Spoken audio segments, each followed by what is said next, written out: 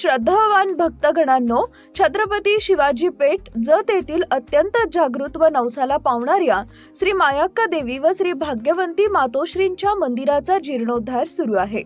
या पवित्र कार्यात भक्तिभावानं सहभागी व्हा। तुमची छोटीशी देणगी ही देवीच्या कार्याला मोठं बळ देईल। संपर्क बसवराज महाराज अलगूर, फोन पे गुगल पे 9767272277। देवी भक्तांनी एकत्र येऊन हे पुण्य कार्य यशस्वी करावे ही नम्र विनंती। नमस्कार, मी माया। आपण पाहत आहात BBM न्यूज। पाहुयात आजच्या काही ताज्या घडामोडी।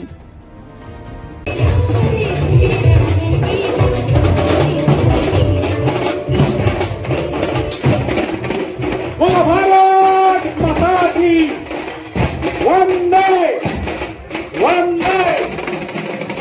भारतीय साथ जो दिवस अमर झाला, भारतीय साथ जो अमर झाला दिवस अमर झाला, पंधरावर्षांचा भारत स्वतंत्र झाला आणि त्या पंधरावर्षांत पूर्वसंध्येला जर शहरामधून निघालेली या ठिकाणी भव्य दिव्य तिरंगा रॅली आणि या तिरंगा रॅलीमध्ये प्रत्येक दत्ताने सहभागी व्हायचा आहे, प्रत्येक भारतीयाने सहभागी व्हायचा आहे। उत्सव तीन रंगांचा हा राही आज साजरा, नतमस्तक तुमच्या सर्वांचा जंगी भारत देश।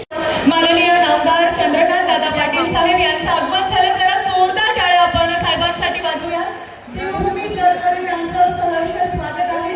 त्याचबरोबर आपल्या जतचे भाग्य विधाते माननीय गोपीचंद पडळकर साहेब, माननीय आमदार चंद्रकांत दादा पाटील साहेब यांचं आगमन झालं। जरा जोरदार टाळ्या आपण साहेबांसाठी वाजवूया। देवभूमी जतमध्ये त्यांचं सहर्ष स्वागत आहे। त्याचबरोबर आपल्या जतचे भाग्य विधाते माननीय गोपीचंद पडळकर साहेब।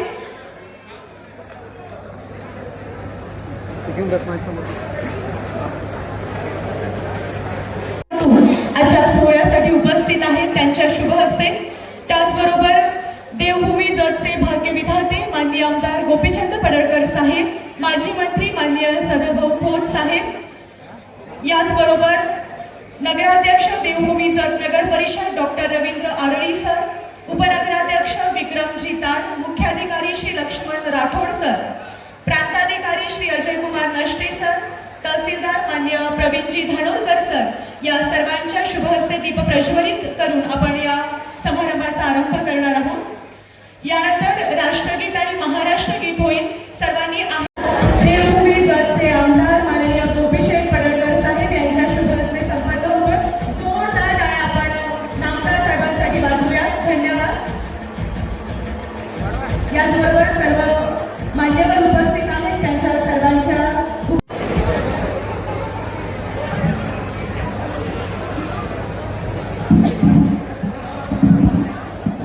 देवभूमी जत या ठिकाणी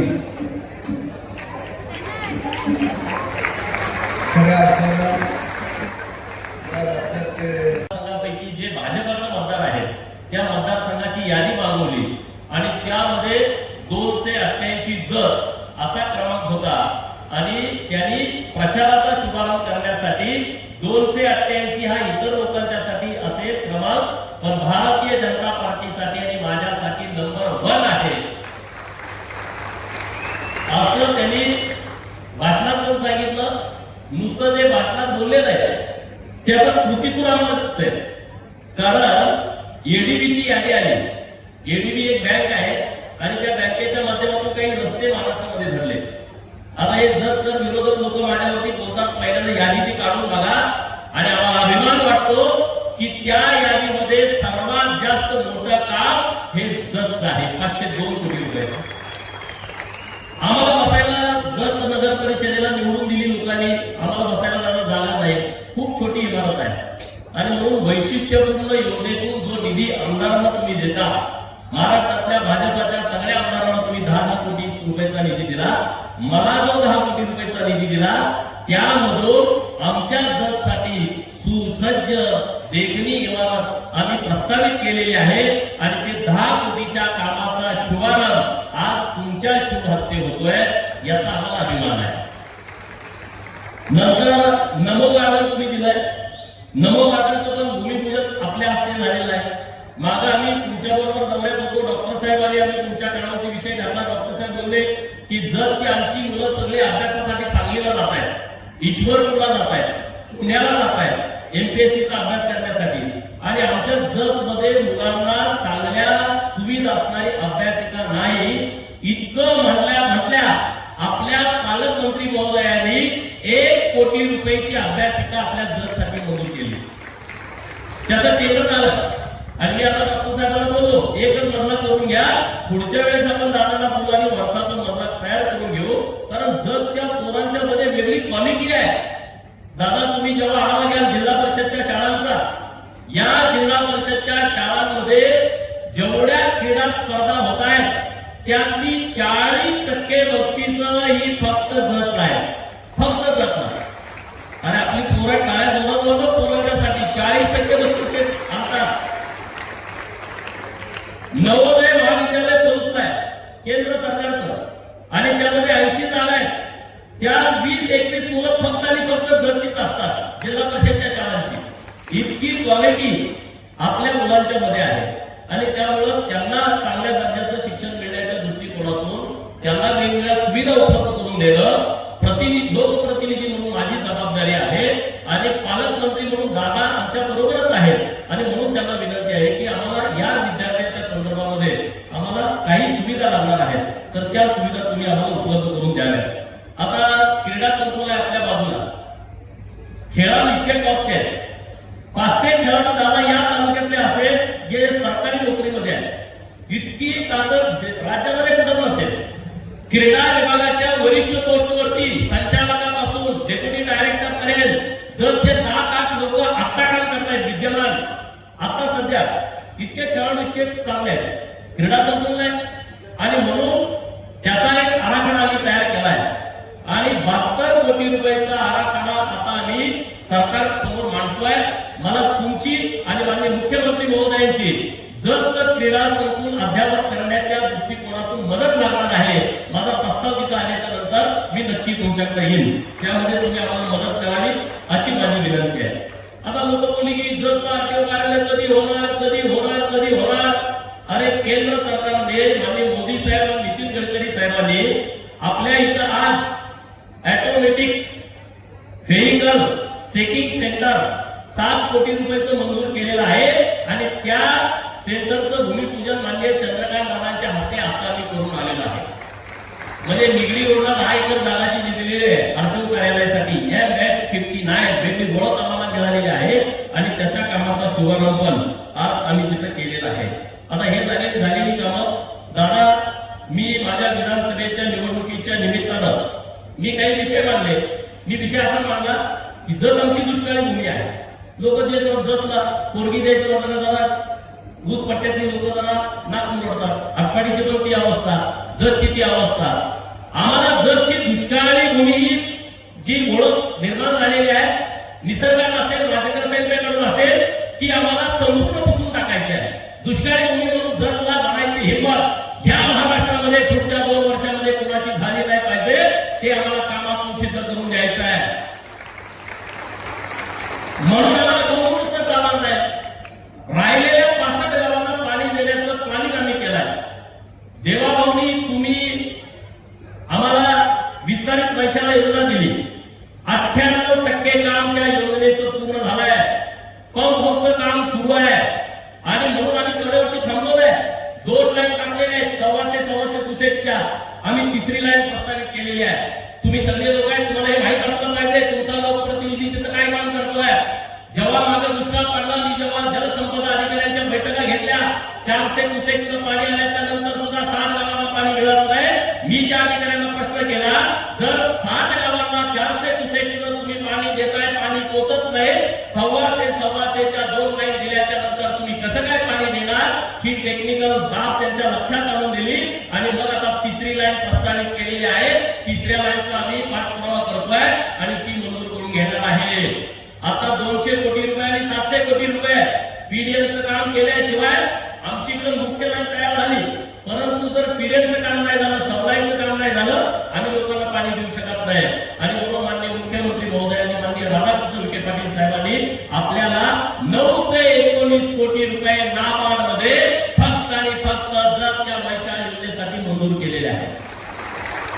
919 कोटी रुपये. आता आम्ही त्यातून करून घेऊ काम. हे कामे आम्ही मार्गी लावतोय. टेंडर आता प्रक्रिया सुरू होते. आता 28 कोटी रुपयाचं टेंडर फायनल झालेलं आहे. 55 कोटी रुपयाचं जुन्या पैसा योजनेमध्ये नवीन लाईन टाकण्यासाठी टेंडर येत आहे. वेळ कमी आहे. मला सांगत कर्तव्य तुमचं की लोक आता इकडे सगळे मीडियामध्ये बोलतात की गोपीचंद पडळकर विकासाचं काय बोलत नाही. अरे तुमच्या जन्मात जेवढा विकास झाला नाही तेवढा विकास मी तुम्हाला या 5 वर्षात जन्मात मी आता तुमच्याशी बोलतोय. जेवढे आमदार इथं झालेले आहेत त्यांची श्रेष्ठ पत्रिका करा कामाची. आणि गोपीचंद पडळकर 1.5 वर्षाचा आमदार आहे. माझ्या कामाची श्रेष्ठ पत्रिका करा ती तुमच्यापेक्षा जास्त असेल. तुमच्यापेक्षा जास्त असेल. असं एक गाव नाही की त्या गावात 2-2, 4-4, 5-5 कामं मी आमदार झाल्याच्या नंतर दिली नाही. एक मला सांगा जिथं नाही माझं कान पकडा मी ते तुम्हाला काम द्यायला तयार आहे. असं नाहीये. परवा चंद्रकांत आनंदवर गेलो. दादा म्हटला तुमचं मला 200 किलोमीटरचं पत्र पाहिजे. दादाने लगेच त्यांच्या पडळकर साहेबांना दिलं. कामं काय अशीच येत नसतात. माझ्या वाट्याने 100 किलोमीटर आले. सदाभाऊ मी पत्र घेतलं. सदाभाऊला घेऊन गेलो. रोजगार आम्ही मंत्री भाऊ त्यांच्याकडं. भाऊला म्हणलं रस्ता मिळतोय पण एक अर्थ आहे 50 किलोमीटर तुमच्या मतदारसंघात घ्यायचा, 50 किलोमीटर मला द्यायचा. सदाभाऊच्या पत्रावरती 50 किलोमीटर मंजूर करून आणलाय. अरे अशीच कामं येत नाही. आता 200 किलोमीटरचा रस्ता चंद्रकांत दादाच्या पत्रावरती माननीय भरतशेठ गोगावले साहेबांना दिलाय. म्हणून आमचे पालकमंत्री त्यांचा कोटा आहे आणि तो मला जपला द्या. पुढच्या 15-20 दिवसामध्ये तेही 200 किलोमीटरचे रस्ते आपल्याला मंजूर होत आहेत. परत हे काय बोलले की हे प्राणी संग्रहालय मंजूर करतो म्हणून सांगितलं. हे खोटं बोलत आहेत. हे लबाडच बोलत आहेत. अरे मला आम्ही बोलतोय आम्ही काम करतोय. मग ते पेपरला देतात कुठं गेलं प्राणी संग्रहालय, कुठं गेलं वाघाचा आवाज यायला नाही, डरकाळे यायला नाही. थांबा जरा तुमच्या कानठिळ्या बसतील.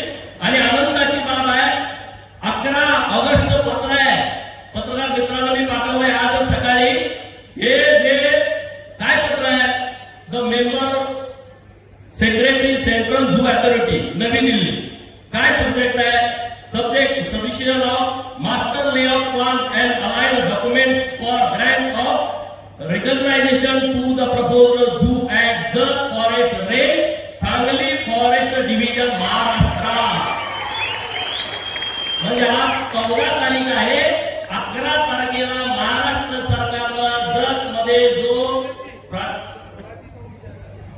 ते आमचे विचार आहेत लोक आमची मराठी दोन गरीब हुशार जास्त नाही. सगळं त्याला लगेच कळते. त्यांचे नातू सगळे इंग्लिश मिडियमला आहे. ते पोरं सगळे वाचून दाखवते. महाराष्ट्र सरकारनं सगळ्या प्रक्रिया करून परवा तुम्ही बघितलं 5 जिल्ह्याच्या मॅडम आल्याच्या व्हिजिट करायला. आम्ही कुठलं काम हातामध्ये घेतो तर ते काम काही उगत नुसतं आम्ही पेपरबाजी करण्यासाठी तंत्रबाजी करण्यासाठी घेत नाही. आम्ही त्याच्यासाठी रात्रंदिवस मेहनत करतो. त्याचा पाठपुरावा करतो. आणि हा सेंटरला गेलाय प्रस्ताव.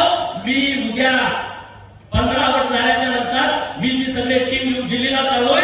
सोमवारीच्या अधिकाऱ्यांच्या दारात जाऊन बसणार आहे.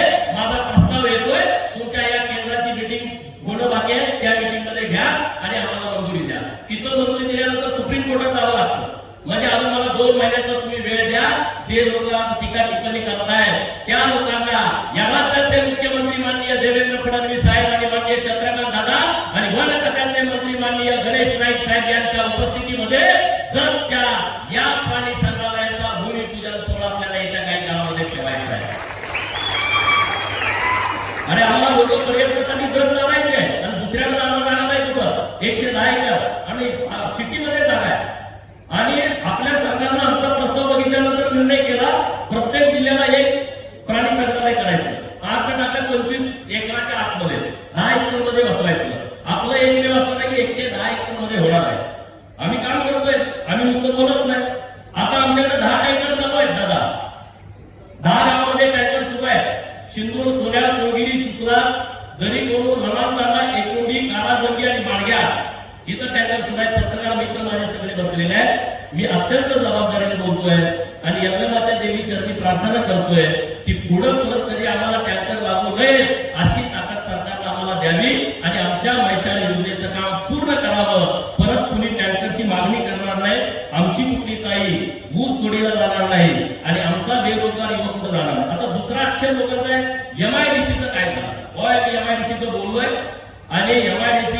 उंदीला मंजूर केली, सरकारनं पासबुक घ्यायला दिली. दुर्दैवानं आमच्याकडे उद्योगपती आले नाही. फक्त 3 लोकांचे प्रस्ताव आले आणि 3 लोकांमध्ये MIDC होत नाही. आणि म्हणून मी देवाबांकडे विनंती केली आहे, माननीय उदय सामंत साहेबांकडे विनंती केलेली आहे, केंद्राकडून 10 प्रोजेक्ट केंद्र सरकार राज्य सरकारला देणार आहे, त्यातला एक प्रोजेक्ट आमच्या जतला द्यावा अशी विनंती आम्ही केलेली आहे आणि सरकार त्याबाबत सकारात्मक आहे. परत आता आमच्याकडे जे जिल्हाधिकारी होते दीपेंद्र कुशवाहा, ते आता MIDC चे एवढी झालेले आहे आणि त्यांना मी जाऊन भेटलो की 2-3 आम्हाला सिमेंटच्या फॅक्टऱ्या द्या आणि ते त्यासाठी पण आम्हाला पॉझिटिव्ह आहे. तर त्याचाही मी पाठपुरावा करतोय. आता 2 अडचणी आपल्याला आहेत आणि मी एकदम कबूल करतो, संध्याकाळी 6 ते 10 लाईट जाते आणि मला लोक शिव्या देत असतील, स्वयंपाक करताना माझ्या ताई शिव्या देत असतील, अभ्यास करताना पोरं शिव्या देत असतील किंवा मालिका चुकली म्हणून सगळ्या माझ्या बहिणी माझ्या नावाला कडे ठेवत असतील. परंतु हा विषय नीट समजून घ्या. हा विषय काय आहे की राज्य सरकारनं आपल्याला दिवसा शेतकऱ्यांना वीज द्यायचं कबूल केलं आणि हायएस्ट सोलार प्लांट आपल्या जतमध्ये झालेले आहे आणि त्यामुळे सरकारनं दिवसा आपल्याला लाईट दिलेली आहे आणि त्यामुळे संध्याकाळी लाईट कुठं जाते आहे, ज्या वस्त्या आहेत त्या वस्त्यावरती लाईट जाते. मग त्या वस्त्यावरती लाईट का जाते आहे, कारण त्या गावठाण फिडरवरती ते एजी फिडर घेतलेले नाहीत आणि म्हणून 2 बैठका मी घेतल्या. आनंदाची गोष्ट अशी आहे की त्या कामासाठी राज्य सरकारनं 20 कोटी रुपये आपल्याला दिलेले आहेत की त्या सगळ्या वस्त्यांना तुम्ही गावठाण फिडरवरती घ्या. मी आता तुमच्याकडे येताना जाता येण्यापूर्वी त्या अधिकाऱ्यांशी बोललो. औटेकर साहेब आपले डायरेक्टर झालेले राज्याचे, त्यांना बोललो, माननीय मुख्यमंत्री महोदयांना भेटलो होतो, लोकेश चंद्र साहेबांना त्यांनी सांगितलं आणि ते आता काम झालंय. दादा नवीन जे लोकांना ट्रान्सफॉर्मर पाहिजे आहे आणि तुमच्याकडे रिपोर्ट पण आहे. जर आणि आटपाडी खानापूर या 3 तालुक्यामध्ये जिल्ह्यात जेवढी मागणी आहे त्याच्यापेक्षा दुप्पट तिप्पट मागणी जतची आहे आणि म्हणून माझी विनंती आहे की आपल्या जिल्हा नियोजन मधून हे जे ट्रान्सफॉर्मर नवीन बसवायचे आहेत त्यासाठीचा तुम्ही जास्तीचा निधी जतला दिला पाहिजे अशी माझी तुमच्याकडे आग्रहाची मागणी आहे. हा झाला एक विषय. आणि दुसरा विषय, वस्त्यांना जायला रस्ते नाही. आता पाऊस चालू झाला, पाऊस कमी पडतोय नाही तर आपल्या विद्यार्थ्यांचे फोटो येतात, पेपरला येतात, आमच्या मित्र टाकतात, युट्यूब चॅनलवर टाकतात की विद्यार्थ्यांना जायला सोय नाही आणि ते रस्ते कुठल्याच आपल्या पॅनलवरती नाही, म्हणजे तिथं ते ग्रामीण सडक योजनेमध्ये नाही किंवा MDR नाही, कुठंच नाही. तो करायचं काय? आणि म्हणून दादा आम्ही एक नियोजन केलं, जलसंपदा खात्याला म्हटलं की तुमचं जिथं मैशाचं पाणी जातंय तिथं तुम्ही आम्हाला बंधारा कम पूल बांधून दिलं पाहिजे, नंबर 1. आणि दुसरा विषय आपला जलसंधारणाला. जलसंधारणवाल्याला म्हटलं की मला बाकीचं काम नको आहे, मला तुम्ही बंधारा कम पूर्ण दिलं पाहिजे आणि PWD कडे आपत्कालीन मध्ये आम्ही असे 3 प्रस्ताव तयार केलेले आहेत. 200 कोटी रुपये लागणार आहेत मला, पण बरोबर तुम्ही जर आम्हाला साथ दिली आम्ही काही ना काही मार्ग काढून हे सगळे 450 पुलं जे रस्त्याला जोडणार आहेत ते आपल्याला करायचे आहे. तुम्ही मला काही वेळ द्या, त्या वेळेत बसून आम्ही ते सगळे पुलं करून घेतो. आता रस्ता राहिला दुसरा विषय, मागे मी एकदा तुम्हाला बोललो जतला हे द्या, जतला ते द्या आणि तुम्ही म्हणला की तू आता विमानतळच फक्त मागायचा राहिलाय. आणि दादा आनंदाची बाब अशी आहे की सांगलीमध्ये विमानतळ होत नाही आणि त्या लोकांचं म्हणणं आहे की आम्ही जतला करायला तयार आहे. तुमच्या लग्नात सेकंड विमानतळ आहे म्हणजे मुंबई आकाशी पण पूर्ण झालं आमचं, उठामध्ये ते घालायला तयार आहे आणि त्यामुळे जत करायला माझी विनंती आहे. इकडं खालीच आहे पण या हायवेच्या कडेला जर आपण 300 एकर जागा करून उपलब्ध देऊ शकलो तर विमानतळ सुद्धा जवळ होऊ शकते. म्हणजे मी मागणी करताना अशी केली होती, सांगलीत विमानतळ झालं पाहिजे, कोल्हापूरचं विमानतळ आहे, साताऱ्याचं कराडमध्ये आहे, सोलापूरचं नाईट लँडिंग पण सुरू झालं, कोल्हापूरचं नाईट लँडिंग सुरू झालं, मग आमच्या सांगलीला विमानतळ का नाही? जर सांगलीच्या जागेत विमानतळ होत असेल तर आमचा आक्षेप नाही. तिथं पहिलं करा, तिथं होत नसेल तर आमच्याकडे करा. सेकंड विमानतळ आणि माझं बोलणं झालं, प्रमुख तुमचा नेता आहे, वरवर बोलणं झालं मुरली अण्णांची, ते म्हणजे सांगलीमध्ये होणं शक्य नाही, अडचणी आहेत तर आपण जतला बॉर्डरवरती आपण देऊ शकतो. मी अत्यंत जबाबदारीने बोलतोय. त्यामुळे जतच्या जर इकडच्या लोकांनी हायवे करायच्या, कारण हे जिल्ह्याचं असणार आहे आणि त्यामुळे जिल्ह्याच्या लोकांची गैरसोय होता कामा नये. हायवे इतके जबरदस्त झालेले आहेत, सांगलीतून बरोबर अर्ध्या तासात नागल फाट्यावरती येतं, तिथून 10 मिनिटांमध्ये आपण कुठल्या जर भाग दिला तर आपण तिथं विमानतळ करू शकतो. आता मूळ मुद्द्यावरती येतो की ज्या मुद्द्यावरती लोकांना पोटसूड होत नाही. आता त्याला मी काहीच करू शकत नाही, मी काय डॉक्टर नाही, हे डॉक्टर करणारे डॉक्टर आहेत. मी असा आहे की मी चुन्याची गोळी देऊन पोटात राहायचं बंद करू शकतो. त्या माझ्या विरोधी मित्रांना चुन्याची गोळी माझी हीच आहे, त्यांना आक्षेप आहे की जो नाव बदलायला लागलाय त्याला त्याच्या गावाचं नाव द्या, त्याला तालुक्याचं नाव द्या. माझ्या तालुक्यात 40 मंदिरं नाहीत ना, मी कसं नाव द्यायला?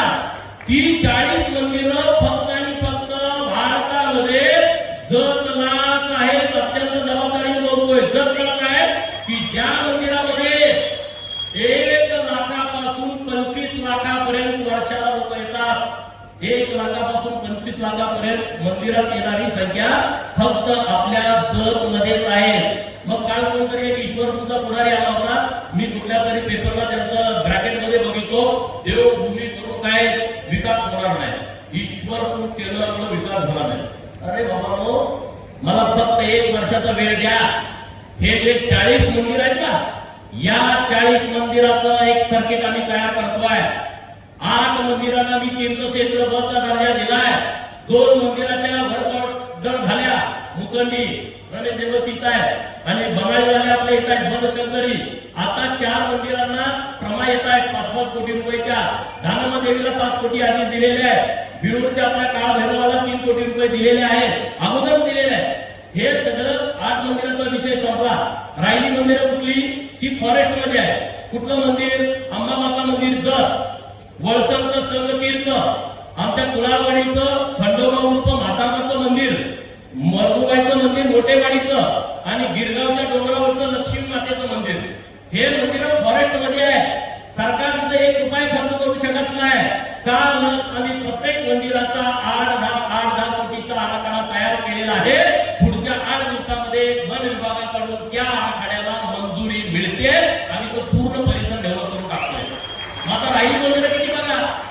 राज्य सरकारकडून आम्ही जास्त लोड देत नाही, कारण जयभाऊ म्हणले की एका मंदिराला एकच. चंद्रकांत दादाने आणि देवाभाऊने सांगितलं 1 वर्षाला एकच तीर्थक्षेत्र बळ द्यायचं. आपल्याला किती दिले? किती? 8 मंदिरं 1 वर्षात दिले. मग जर प्रायोरिटीवर आहे की नाही? हे आमच्या विरोधी मित्रांना सांगा, अरे येण्यानो जरा लक्ष द्या, नुसतं आमच्यावरती टीका करत बसू नका. आम्ही काम करतोय.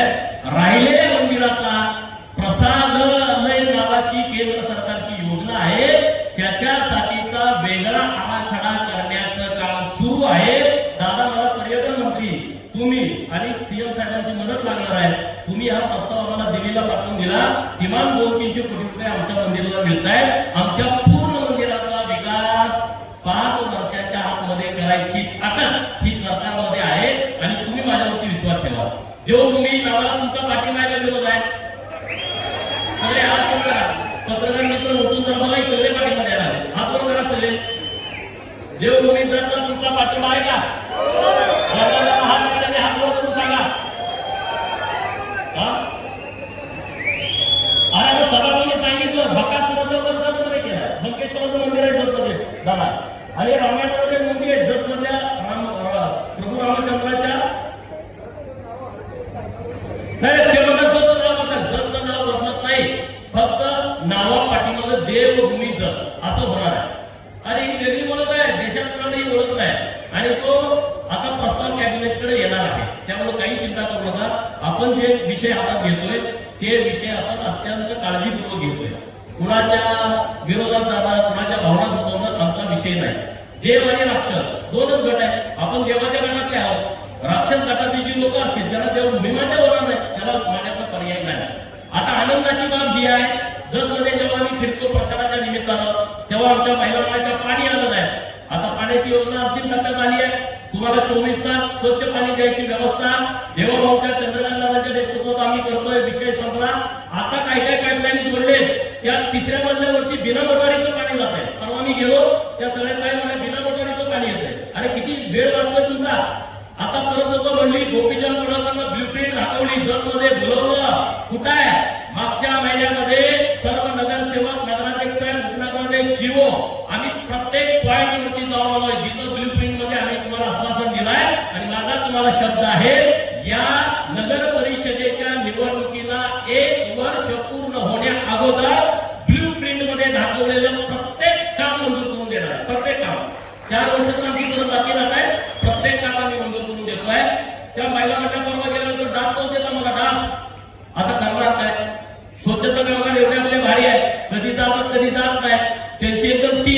त्यांचं मोठं युनियन आहे, ते एकदम सगळ्यांना असं वेळेत करतात आणि म्हणून बंदिस्त गटारीची आमची योजना राज्य सरकारनं प्रस्तावित केली होती. कालच राज्य सरकारनं जागतिक बँकेची जी यादी केलेली आहे त्यामध्ये जतचे 250 कोटी रुपये भुया गटार योजनेचा समावेश केलेला आहे. जतच्या भुया गटार आता कामं करत नाही झाला, आपल्याला सगळी कामं मार्गी लागलेली आहेत. आता तुम्ही फक्त जिल्हा नियोजन मधून आम्हाला जरा जास्तीचा निधी द्या, कारण जिल्हा परिषदच्या शाळा आहेत त्या शाळांना इमारती नाहीत. नंबर 1 अंगणवाडीच्या शाळा आहेत. या अंगणवाडीच्या शाळांची यादी आहे दादा, त्यामध्ये काही अंगणवाडीला शाळाच नाही. ते कुणातरी घरात बसतायत, कुणातरी वराण्यामध्ये बसतायत, कुठंतरी मंदिरामध्ये बसतायत, कुठंतरी झाडाखाली बसतायत. तर मला अंगणवाडीच्या शाळा तेवढ्या द्या. आता आमचं पुढचं नियोजन असं करायचं आहे, जत तालुक्यातल्या जिल्हा परिषदच्या कन्नड माध्यमांच्या शाळा, जत तालुक्यातल्या जिल्हा परिषदच्या मराठी माध्यमांच्या शाळा, या शाळांना डेव्हलप करायचं आहे. मंदिर आम्ही डेव्हलप करतोय, ते आमचं काम आहे, ही आमची जबाबदारी आहे. त्यासोबत चांगल्या दर्जाचं शिक्षण जत तालुक्यातल्या गरिबांच्या पोरांना मिळालं पाहिजे, म्हणून जिल्हा परिषदच्या शाळा आम्हाला डेव्हलप करायच्या आहेत आणि त्या डेव्हलप करायचा आराखडा आम्ही तयार करतोय. आराखडा तयार झाल्याच्या नंतर आम्ही दादांना भेटू. उच्चतंत्र खात्याचे मंत्री जरी असले तर सगळ्या खात्यामध्ये दादांचं काम. दादा म्हणजे एकदम असा कामाचा माणूस आहे, त्यामुळं तुम्ही आम्हाला त्या सगळ्या विषयामध्ये आम्हाला मदत केली पाहिजे अशी विनंती करतो. चंद्रकांत दादांचं या जिल्ह्यामध्ये इतकं लक्ष आहे, इतकं फिरणं होत आहे. अगोदर जिल्हा नियोजनचा निधी दादा मिळत नव्हता, कुणाला मिळत होता आम्हाला माहित नाही, तो कुठल्या कामासाठी जात होता आम्हाला माहित नाही. एक सुद्धा आम्ही मोठीकरणाचं काम ठरवलं नाही. हे जे विरोध माझ्यावर टीका करतायत ना, तुमची कामं काढली तर तुम्ही करवायची. अरे गोपीचंद पडळकरला जे काम धरलंय ते लोकांच्या हिताचंच काम आहे, दुसरं कुठलं काम धरलं नाही. आता परत म्हणजे गोपीचंद पडळकर कॉन्ट्रॅक्टर पण आटपाडीकडनं घेऊन येतोय.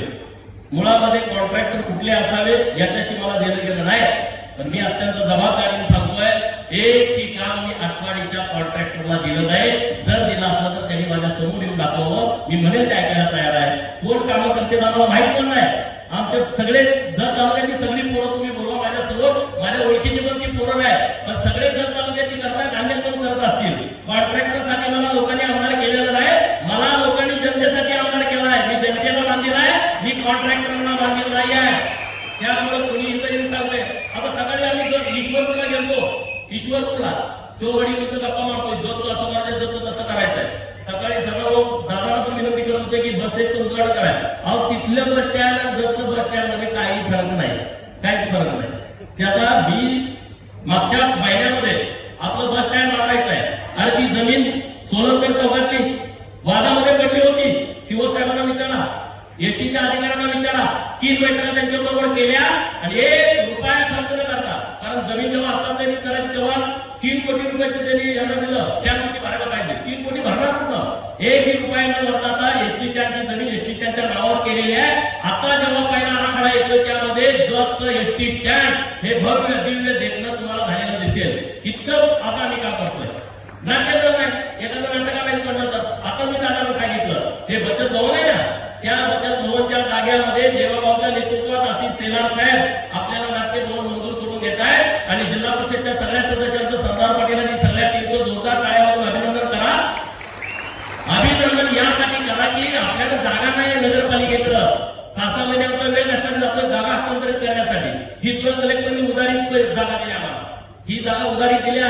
डॉक्टर साहेबांना विचारा, हे पैसे भरायचे आहेत, आमच्या नगर परिषदेने पैसे भरायला नाहीत. आम्ही प्रयत्न करतोय आणि जिल्हा परिषदनं बचत भवनची जागा नाट्यगृह बांधण्यासाठी आपल्याला द्यायचं मान्य केलंय. आता आपण तिथं मोठं 20 कोटी रुपयाचं बचत भवन बांधतोय. बोलण्यासारखे खूप विषय आहेत, दादांना जायचं आहे, परंतु आता एवढं वेळा उठली होती तर त्या विषयावर बोलणं मला अपेक्षित गरजेचं होतं. पत्रकार मित्रांनो माझी हात जोडून विनंती आहे की तुम्ही मला सहकार्य केलं पाहिजे, कारण आपला नंदादीपमध्ये तालुका आहे, रोजगार हमीमध्ये पण सहकार्य केलं पाहिजे. आम्ही जी विकासाची काम करतो, आमची चूक असेल आमच्यावरती द्या बिनधास्त, एकदा सुद्धा तुम्हाला फोन येणार नाही. काय विरोधक माझ्यावरती टीका करतात ते सगळं छापा, मला त्याचं काहीच वाटत नाही. मी टेन्शन न घेणारा माणूस आहे, परंतु माझ्या सकारात्मक कामामध्ये तुम्हाला सगळ्यांची साथ मला पाहिजे. तुम्ही सोबत असल्याशिवाय जगचा सर्वांगीण विकास होऊ शकत नाही. त्यासाठी माझ्या पत्रकार मित्रांनी माझ्या सोबत यावं. जत तालुक्यातल्या लोकांना अभिमान वाटेल असंच मी काम करेल. कुठं जरी गेला तुम्ही, आता जत लोक सांगली जिल्हा परिषद मध्ये जातात, कलेक्टर ऑफिसला जातात, अगोदरचं आणि आता काय फरक वाटतो की नाही? वाटतो की नाही? अरे तुमचं काम तुम्ही थांबवू शकत नाही, सरकार आपलं असल्यामुळे. असंच काम आपल्याला करायचं आहे. चंद्रकांत दादांना पण मनापासून जोरदार शुभेच्छा देऊया की त्यांच्या नेतृत्वामध्ये सांगली जिल्ह्यातल्या त्या भागामध्ये काम होणं अपेक्षित होतं, त्या भागात ते ताकदीनं काम करतायत. आणि उंदीला त्यांनी पोलीस स्टेशनला इमारत दिली 2 कोटी रुपयाची, नुसतानी विनंती केली. आता आपल्याला डीवायएसपीचं राहायचं ठिकाण देत आहेत, पीआय साठीचा बंगला देत आहेत, प्रांत साहेबांसाठी बंगला देत आहेत, तहसीलदारांचा बंगला आता दुरुस्त करून तुम्ही जिल्हा मधूनच दिलेला आहे. एवढी कामं दिलेली आहे. आता एक आम्हाला रेस्ट हाऊस आहे दादा, इथे लोक खूप येतात देवाच्या निमित्तानं आणि एका बेडचं रेस्ट हाऊस आहे, खूप छोटा आहे. परत तुम्हाला कधी बसवता आलं तर नक्की तुम्ही आम्हाला बसवून द्यावं एवढंच या निमित्तानं बोलतो आणि तुमचं जर तालुक्यामध्ये हार्दिक हार्दिक स्वागत करतो आणि थांबतो. जय हिंद, जय महाराष्ट्र. धन्यवाद. बातमी आणि जाहिरातीसाठी आमच्या चॅनलला लाईक आणि सबस्क्राईब करा. धन्यवाद.